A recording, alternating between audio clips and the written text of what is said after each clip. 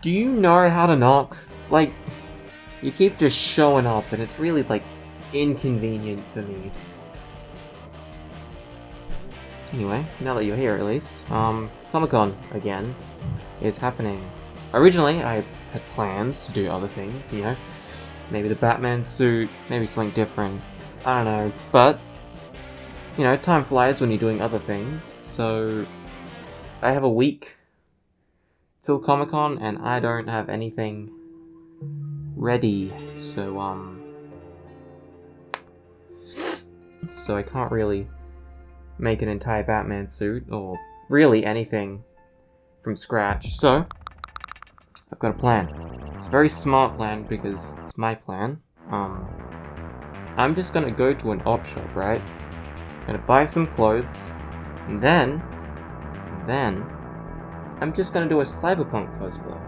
Because it's basically just wear normal clothes, but they're shiny. So yeah, I'm gonna do a Cyberpunk cosplay. Alright, so this is going to be a pretty short video, so please, let me waste your time with a short product haul.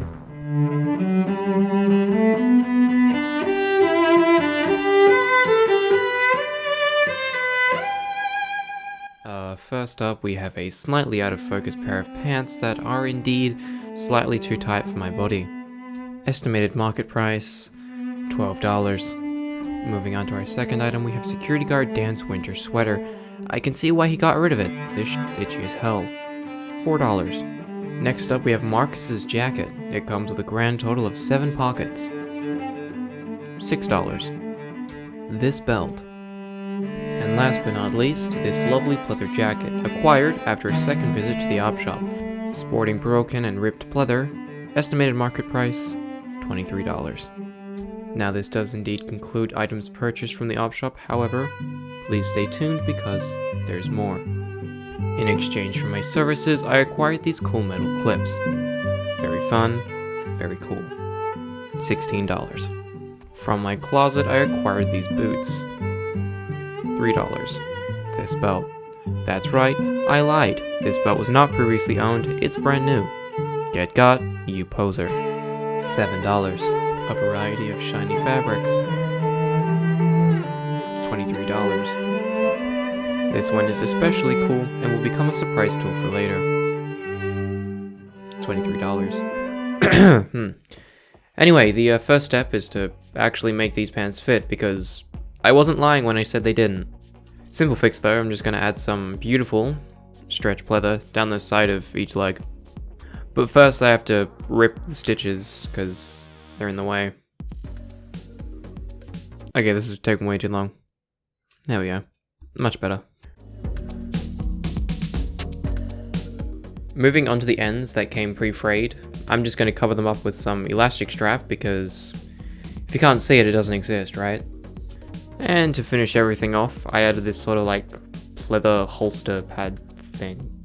And since I never really planned anything out properly, I have to hand stitch this part on. Oh, and I also added the world's most useless belt, made out of the same elastic strap from earlier. And there we go, the pants are now finished. I'm running out of time, so moving on to the belt. I just want to replace the buckle with one of these more heavy duty ones. Thankfully, this is also another pretty simple medical procedure.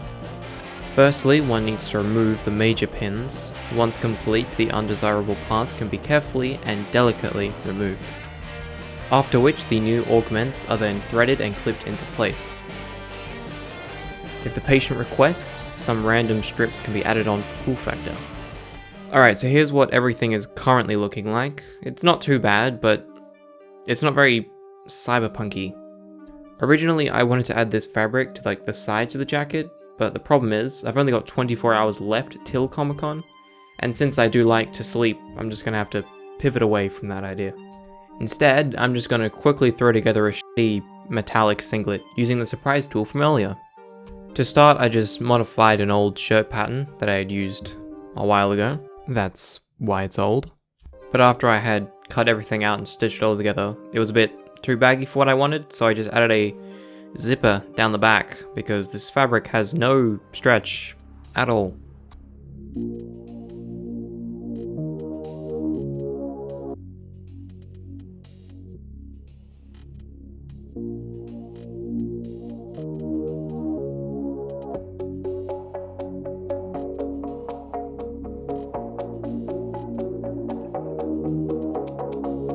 Anyway, here it is, the entire fit all together. Technically done, technically not. And to try and help give it a more cyberpunky feel, I chucked on my hyper-realistic human mask that I just drew a bunch of fancy techno lines on. But I don't know, it really doesn't have that cyberpunky feel that I want. I mean, it's there, but it's just not there enough. It's giving more rockstar than cyberpunk.